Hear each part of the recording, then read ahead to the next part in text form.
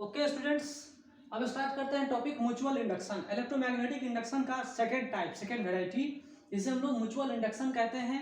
Mutual induction से भी electromagnetic induction होती है। ये कैसे होती है वो समझिए। सपोज दैट मैंने एसी करंट यहाँ लगा रखा है, जिसके बारे में मैं आपको डिटेल बताऊंगा। एसी करंट क्या होती है ना। ये एसी करंट होती है, तो ये एसी करंट वेरिएबल करंट होती है। जो ये एसी सप्लाई है, डीसी सप्लाई नहीं है, ये एसी सप्लाई है, जिसको अल्टरनेटिंग करंट कहते हैं। इसमें करंट क्या होती है, वेरी करते रहती है।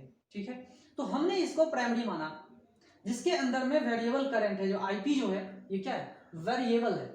ये क्या है, वेरिएबल, वेरी करता है। ठीक है, तो जो वेरी कर रहा है करंट इसमें, इसको हम प्राइमरी कॉइल कहते हैं और इसको हमने सेकेंडरी कॉइल कहते हैं। तो जो हमने इस तरह का कॉन्फ़िगरेशन रखा है, इसके नजदीक रख दिया हमने। ये सेकेंडरी कॉइल, ये क्या है, प्राइमरी कॉइल, इसके नजदीक रख दिया और उसके नजदीक में इस तरह कॉन्फ़िगरेशन रखा है। अगर मैंने उल्टा घुमा के इधर रख दिया तो क्या होगा, तो जो इलेक्ट्रोमैग्नेटिक इंडक्शन होगी थोड़ा सा कम होगी। क्यों कम होगी उसको समझिए। जो इससे जुड़ा हुआ करंट है, जो इससे जुड़ा हुआ करंट है, वो करंट क्या हो रहा है, इसमें वैरी कर रहा है। ठीक है, तो ये आसपास जो है, इसके अंदर में क्या होगी, मैग्नेटिक फील्ड प्रोड्यूस होगी। ठीक है, मैग्नेटिक फील्ड जो प्रोड्यूस होगी इसके अंदर में, ये मैग्नेटिक फील्ड क्या करेगी, इसमें भी, इसको भी इफेक्ट करेगी। मतलब इतना नजदीक में रख देते हैं कि जो मैग्नेटिक फील्ड ये प्रोड्यूस कर रहा है, वही मैग्नेटिक फील्ड इसके अंदर में आ रही है। ठीक है, तो अगर हमने करंट को चेंज किया तो मैग्नेटिक फ्लक्स भी चेंज करेगा, इसके अंदर मैग्नेटिक फ्लक्स भी चेंज करेगा। ठीक है, क्या करेगा, मैग्नेटिक फ्लक्स इन दोनों के वजह से क्या करेगा, मैग्नेटिक फ्लक्स भी चेंज करेगी। और मैग्नेटिक फ्लक्स जैसे ही चेंज करेगा, ईएमएफ शुरू हो जाएगा। ठीक है, ईएमएफ आ जाएगी, इंड्यूस्ड ईएमएफ आ जाएगा। वो इंड्यूस्ड ईएमएफ क्यों होता है, एक कॉइल की वजह से दूसरे कॉइल में होता है। ठीक है, तो हमें जानना है म्यूचुअल इंडक्शन। म्यूचुअल इंडक्शन इसी की वजह से, तो एक दूसरे की वजह से, एक दूसरे की वजह से, अपने वजह से नहीं हो रहा है, अपने वजह से नहीं हो रहा है। कुछ तो अपने वजह से भी होगा, मानता हूं कि कुछ अपने वजह से भी होगा यहां पर, लेकिन जो अपना वजह है अभी वो हम डिस्कस नहीं कर रहे हैं। क्योंकि वेरिएबल करंट है भाई, उनसे जुड़ा हुआ मैग्नेटिक फ्लक्स भी चेंज कर रहा है, यहाँ इनसे जुड़ा हुआ मैग्नेटिक फ्लक्स भी चेंज कर रहा है, यहाँ पे सेल्फ इंडक्शन भी हो रहा है, यहाँ पे सेल्फ इंडक्शन भी हो रहा है। लेकिन हम यहाँ सेल्फ इंडक्शन को नहीं डिस्कस करते हैं, भूल जाते हैं, डिलीट मार देते हैं माइंड से। लेकिन हम यहाँ पे यही सोचते हैं कि इसके वजह से इस कॉइल में कितना इंडक्शन हो रहा है। ऐसे ऐसे इंडक्शन को हम म्यूचुअल इंडक्शन कहते हैं। ठीक है, तो चलिए स्टार्ट करते हैं। ये प्राइमरी कॉइल कहा। सिमिलरली हम देखिए एक और एग्जांपल आपको बताते हैं। ये मान लीजिए सोलेनॉइड है या कॉइल है, जिसको हमने प्राइमरी कहा है। ठीक है, ये क्या है, प्राइमरी, और इसमें करंट फ्लो कर रहा है, प्राइमरी करंट इसको कहते हैं। ठीक है, ये वेरिएबल भी हो सकता है। अब इसके ऊपर हमने दूसरा कॉइल प्लेस कर दिया, जिसकी रेडियस कुछ इस तरह से है। ठीक है, तो उसके अंदर कुछ ना कुछ करंट फ्लो करेगी। तो इस कॉइल को हमने कह दिया सेकेंडरी।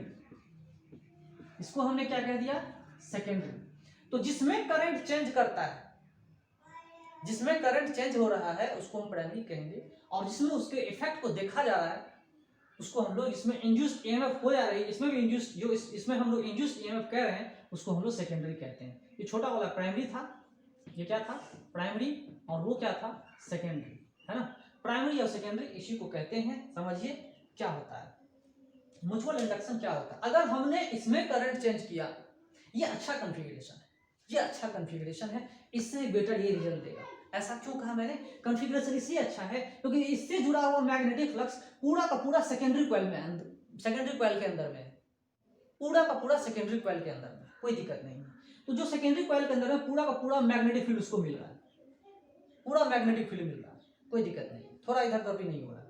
अच्छा है, तो मैग्नेटिक फील्ड तो मिल रहा है, लेकिन करंट अगर चेंज करेंगे तो मैग्नेटिक फ्लक्स भी चेंज करेगा, मैग्नेटिक फ्लक्स भी चेंज करेगा, सेकेंडरी के अराउंड भी मैग्नेटिक फ्लक्स चेंज करेगा। और मैग्नेटिक फ्लक्स चेंज करेगा तो किसकी वजह से करेगा, प्राइमरी कॉइल की वजह से, क्योंकि प्राइमरी कॉइल में आपने करंट को ही चेंज कर रखा है, आपने करंट को ही क्या कर रहे हैं, वेरिएबल बना दिया है, वेरिएबल। यहाँ पे करंट क्या है, आईपी जो है, ये क्या है, वेरिएबल, वेरिएबल, यहाँ वेरिएबल।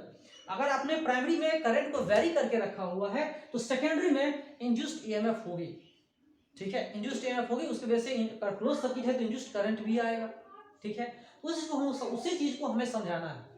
इसका मतलब ये नहीं है कि आप इसको सेकेंडरी नहीं मानोगे, इसको आप सेकेंडरी मान, इसको आप प्राइमरी मान सकते हो। ये बड़े वाले कॉइल को भी प्राइमरी मान सकते हो, कोई दिक्कत नहीं है।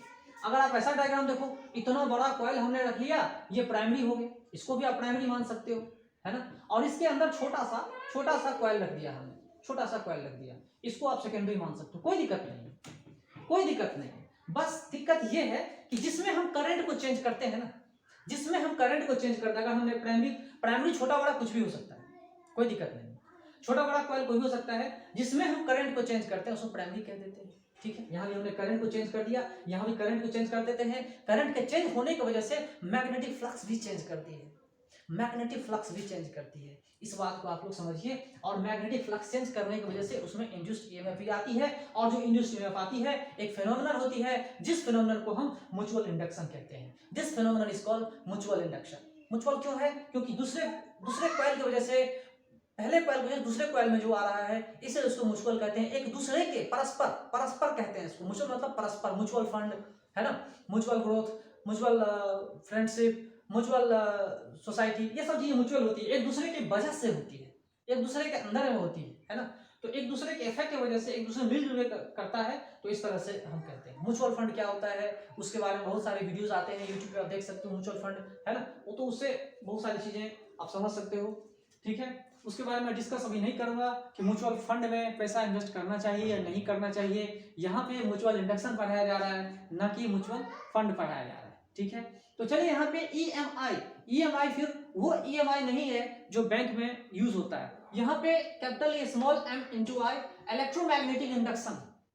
सिंपली अगर आपसे डिफिनेशन पूछे कि म्यूचुअल इंडक्शन का डिफिनेशन बताओ, तो क्या बताओगे?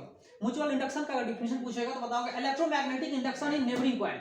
Electromagnetic induction in neighbouring coil is called electromagnetic induction in neighbouring coil is called mutual induction. Simple definition है। उसके पीछे कारण क्या क्या है वो हम लिखने जाएंगे, थोड़ा सा लंबा हो जाएगा, तो उसको समझिए। इलेक्ट्रोमैग्नेटिक इन नेबरिंग कॉइल कैसे है ड्यू टू, समझिए। तो वहां लिखना अगर होगा डिटेल में, क्लास में कहीं पे बोर्ड में लिखना होगा, तो लिखेंगे I changes. First of all लिखेंगे current in primary coil changes due to change in current in primary coil, flux in that also changes. ठीक है, क्या है?